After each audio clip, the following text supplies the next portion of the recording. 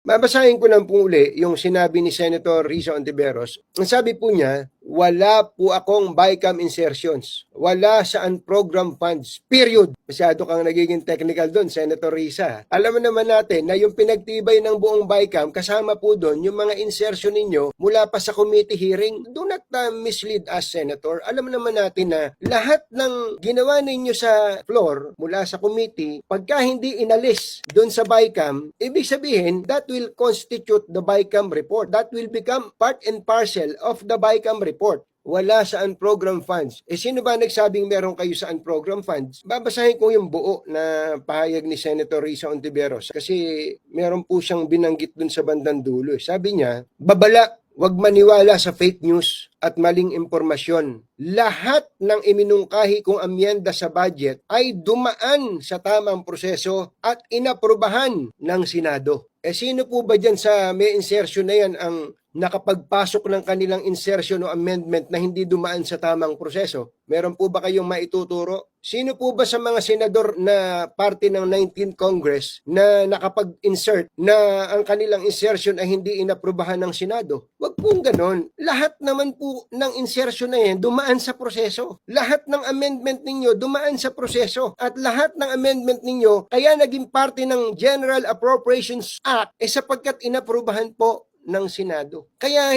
it's not the issue. The issue here is whether or not you have insertions. Meron. Hindi po kami fake news. Ipinakita po namin ang buo. Wala po kami sinabing ang insertion nyo illegal na ninyong isiningit. Wala pong nagsabi na ang insertion ninyo hindi dumaan sa tamang proseso. Wala rin po nagsabi na meron po kayong insertion na nasa program appropriation o UA. Wala po, Senator. Ang issue lang po dito, meron po ba kayong amendment or insertion/insertion? Meron po.